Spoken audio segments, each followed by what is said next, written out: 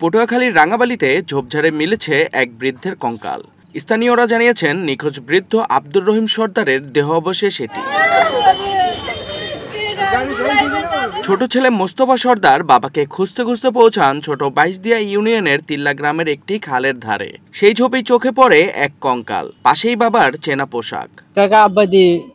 আমি করতে বলে হে কইছে আমাকে বেরি কথা ছোট মেয়ে করতে, এখন আমার ফোন দিছে কি রে আব্বা বলতে করতে, আমি কিনা আব্বা আমার করতেন, আব্বা দিকে বড় মেয়ে করতে, বড় মেয়ে আইয়ে পড়ছে এই আর কি। এই টাইমে আমি জানি এই পর আর কোন আমাদের আর কোনো খবর আছে না। এবার আমি আজকের কারণে এবার আমি ওই মামানি কর আমি ওই পশ্চিম পুক ছাড় দিয়ে জঙ্গল দিয়ে নামছি, পুকুরতনে বৃষ্টি আইসি, পুকুর ছাড়তে নাইয়া তারপর এটা নামছি, নামিয়ে এটা বৃষ্টি এনে গেছি, যাই দেয় কি ওখানে টুপি আর জুতা, টুপি আর জুতাকে এনে এই আমার সন্দেহ হয়েছে যে এনে টুপি জুতা কেনে।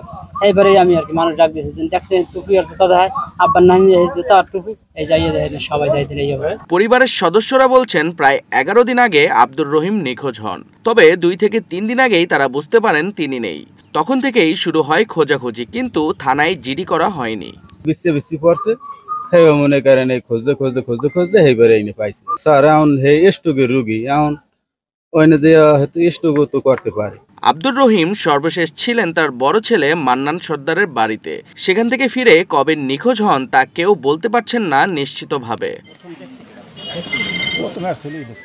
এলাকাবাসীর মতে, বৃদ্ধ হওয়ার কারণে পরিবারের কেউ তেমন খোঁজখবর রাখেনি। তারা বলছেন, এমন অবহেলার কারণেই হয়তো এমন করুণ পরিণতি হয়েছে।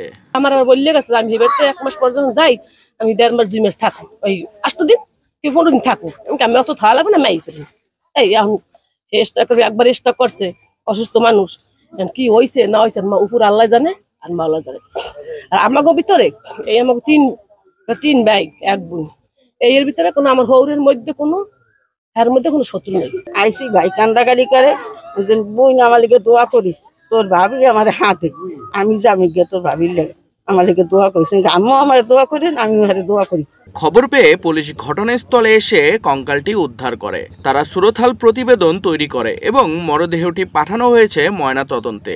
তার সন্তানরা শনাক্ত করলেও আমরা সুনিশ্চিত হওয়ার জন্য এবং এই মৃত্যু সম্পর্কে সঠিক কারণ জানার জন্য আমরা এই কঙ্কালের সুরতহাল রিপোর্ট প্রস্তুত করছি এবং এটা পোস্টমর্টেম করার জন্য আমরা পটুয়াখালী জেনারেল হাসপাতালে প্রেরণ করছি এবং এই কঙ্কালের ডিএনএ আমরা সংরক্ষণ করার জন্য আবেদন করছি, যাতে ভবিষ্যতে তার সন্তানদের সাথে এই কঙ্কালের ডিএনএ ম্যাচিং করে তার পরিচয় সুনিশ্চিত হওয়া যায় এবং তার মৃত্যুর কারণ সম্পর্কে সঠিক তথ্য পাওয়ার পরে আমরা আইনগত ব্যবস্থা নিব। ময়নাতদন্তের রিপোর্ট এলেই মৃত্যুর সঠিক কারণ জানা যাবে।